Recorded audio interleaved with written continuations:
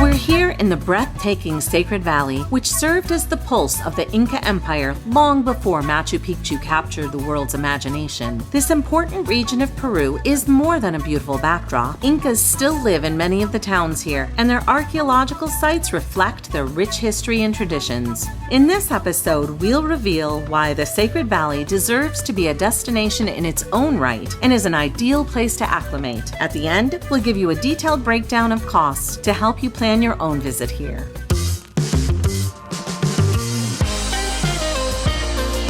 I'm Judy. And I'm Kevin. Welcome back to Finding Gina Marie, where we share our lives as full-time travelers and the connections we make along the way.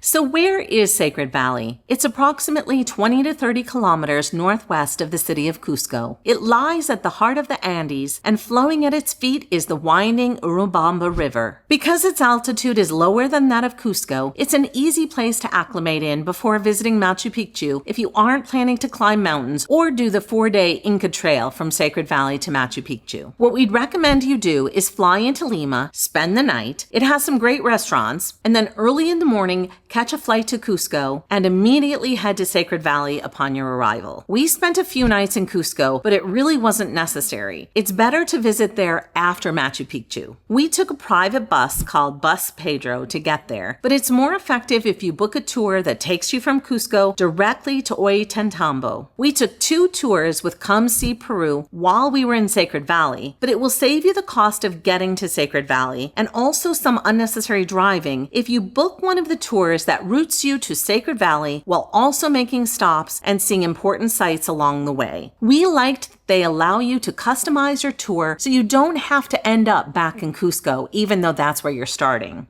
So we booked 2 days with COME SEE PERU, and we have our guide Carlos and our driver Renee, and they're going to be showing us all around Ollantaytambo and various other parts of Sacred Valley. We're really excited to explore while we're here.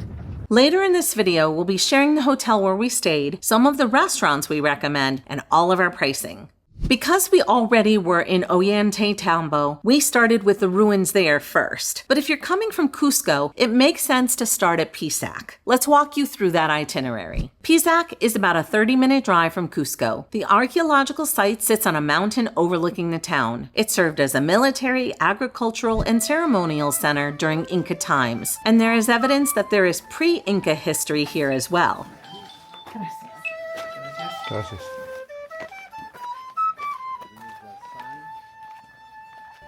So this is Snake Gate, and you can see how it's just built into the mountain. And the size, again, of these boulders that are holding things in place, again, without mortar. Yeah, it's all pre-Inca. Very impressive. And the curvature of the rocks and the way the wall goes out.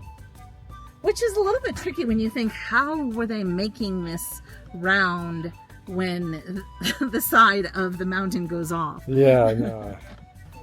It's pretty high here. Lots of altitude, so take it slow, catch your breath. So this open area here at the top of everything is where the high priest would be and commune with nature and all of the power of all of this Sacred Valley, which is not hard at all to understand. They were saying that there's no reason to have a roof because obviously you want to be close to all of this creation, and I could totally see why. It is just gorgeous up here. High altitude. Watch your breath and take breaks.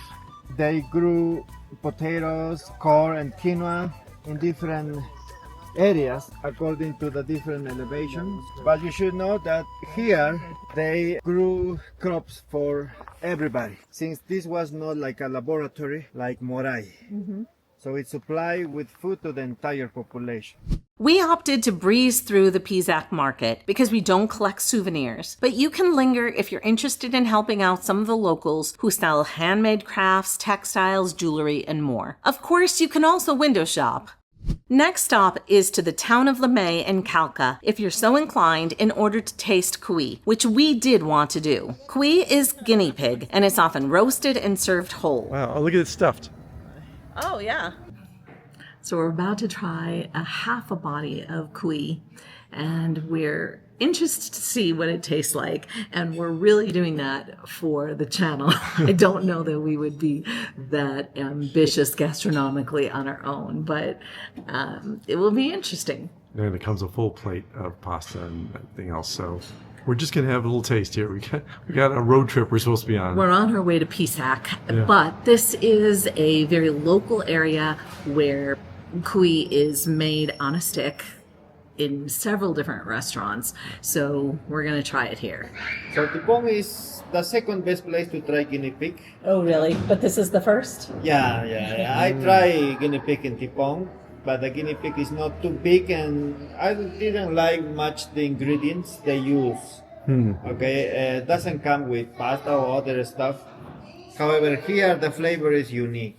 My mom, loves the guinea pig from Lamay. Yeah, that is the name of the village, Lamay. Okay, look at this. That's the plate. Oh, wow. All right, thank you. Pass this. That is impressive. So stuffed pepper, potatoes, pasta, and the cuy. And I don't know how to cut into it. Oh, you need to use your hands. Oh, okay. All right. Use the hands. Start with the leg. Start with the leg. All right. There we go. If you've ever wanted to know how to eat guinea pig, this is how. Yep. Okay, so there's crispy shell on it. Skin. Yeah, acts more like a shell now. Really? Is it very crispy? I can see why you use your hands, because there's just a lot of pulling to get the meat out. It kind of tastes like Chicken? no, actually a cross between chicken and frog legs. The leg is like a chicken wing, or like more like a dark meat chicken leg. But the skin is really nice because it adds that texture to it. It's a high-protein, low-fat meat eaten by the people of the Andean region for thousands of years. Cuy are easy to care for, can be fed kitchen scraps, and require less space and expense than larger livestock. Many Incans reserve cuy for special occasions, festivities, birthdays, and other family gatherings. Now we head to the ruins of Ollantaytambo, which are more spread out than Pisac. Its fortress is literally built into the mountain, and it was strategically positioned to protect Cusco during the resistance against Spanish conquerors in the mid-1500s. So, thin atmosphere, stairs, combination. It's going to have me breathing heavy during the video. Still worth it. Just take it slow, and you can see beautiful sights.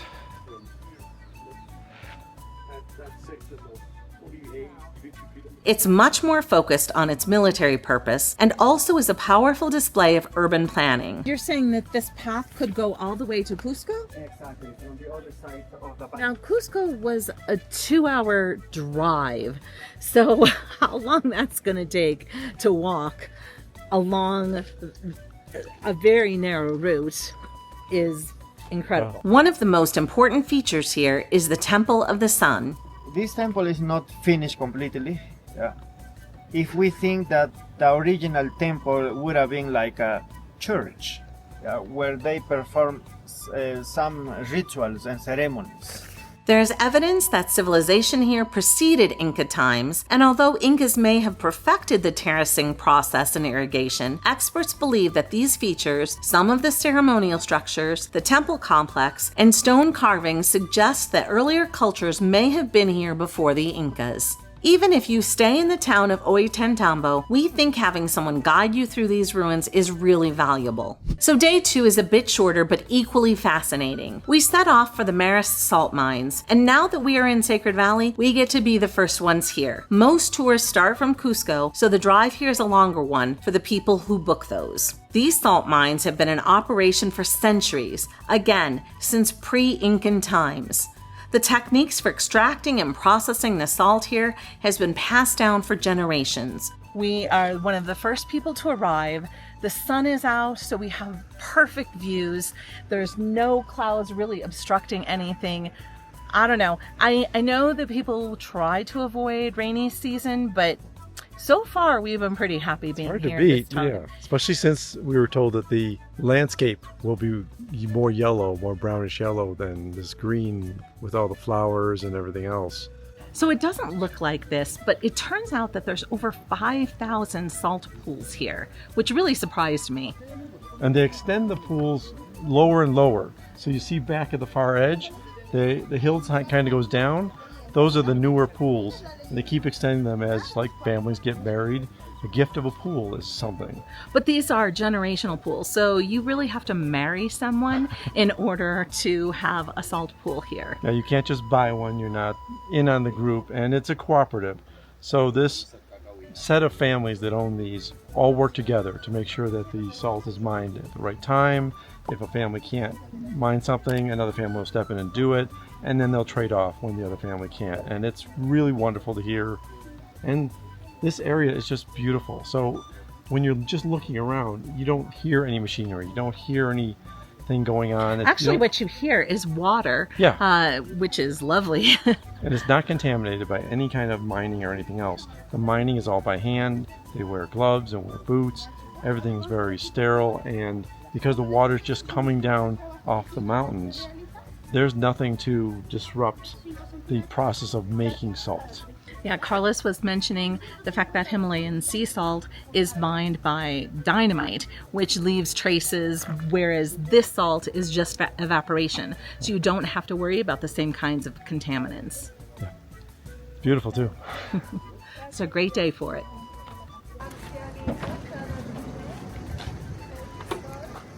We didn't have to go too far to reach a place where we could try an assortment of flavors, including Maris pink salt. But first we got to say hello to some alpaca and llamas that were gathered around. Buenos dias. Buenos dias. Inside, the shopkeeper introduced us to guinea pigs, Cuy, so that we could see how they're housed and cared for. Now this is Cuy? Now is that the life cycle? Will this family eat these? Yes. For eating and also for medicine. The black guinea pig is a special breed. Oh, really? Used especially for shamans. Oh. For medicine.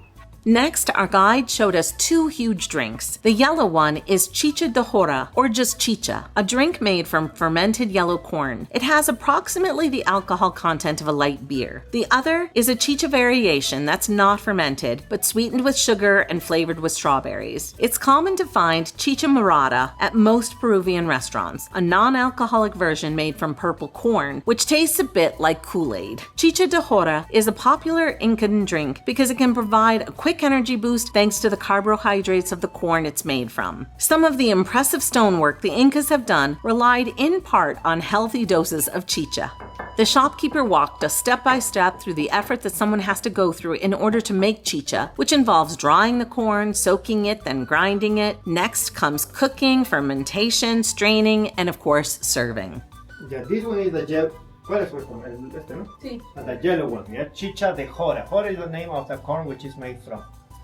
Typically, we pour some on the ground, yeah, like an offering, yeah, to Mother Earth, Pachamama. Okay, and then you can drink. It's like kombucha. It's good. It's tart. It tastes like a lemonade with ginger. And we offer this one too? No anymore. Okay. Thank you. Try this one? Cheers. Oh yeah, That's you much don't, sweeter. Yeah, it's much sweeter, and you don't have that ginger flavor, that little bit of bitterness. But I actually really like the I did too. It was tartness of that. refreshing. Yeah. We learned more about the benefits of coca leaves to help with altitude sickness and how the best way to activate it was to de-stem the pieces, chew them, and then put them between your cheek and teeth until they dissolved. I've never been a tobacco girl, but I am now. I was looking forward to tasting some of the Mara salt that we had been hearing about, and we got to taste it plain and also with a variety of flavorings. Perhaps my favorite part of this portion of the tour was savoring it in pieces of good quality Peruvian chocolate. Of course, I had to bring some back with us along with some plain and flavored salt. They're all good. Yeah. How do you choose? I know. This is almost more like a finishing salt. Do you need a smaller bag of the two types? No, I want this. Okay. Oh, you're saying get 2 small ones like Yeah, that? like a refined and a not refined, or just 2 small No. bags. I don't know if it's easier for you to carry. Our last stop of the day was to the Moray archaeological site. What makes the stop here special is its unique circular terraces, which form a striking amphitheater-like layout. Of the 3 sites we explored, Moray is the most focused on the agricultural adaptation of the Incas. Again, there are microclimates at each tier, and this functioned as an agricultural laboratory for the Incas to experiment with different crops and techniques for farming. This is absolutely stunning. I had no idea that such sophisticated methods of farming and figuring out what could grow in various altitudes would exist in something this old. And I love that we're here during a season where it's green and beautiful. Of all the places where you can stay in Sacred Valley, we recommend Ollantaytambo the most. If you really need luxury upscale accommodations, you might prefer staying in Urubamba, which also is more urban and functional. But it's not as accessible to Machu Picchu and doesn't have any architectural sites the way Ollantaytambo does. Ollantaytambo is charming with cobblestone streets, traditional architecture, and stunning views. We stayed at Hotel Samanapak for 3 nights, and it was very centrally located. Peru, for the most part, doesn't have central heating, but Hotel Samanapak did have a space heater, which we appreciated. Most of all, the staff here, who actually own the property, always were curious about how we were doing and did everything to give us a first-rate experience. There was a nice breakfast here that was built into the cost of the room, which we always appreciate.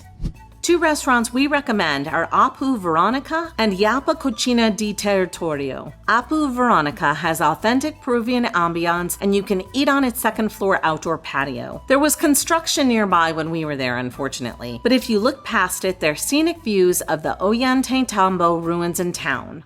For more of a Peruvian fusion fine dining type experience, we ate at Yapa, which had been open for less than 2 months. We had a stellar experience here.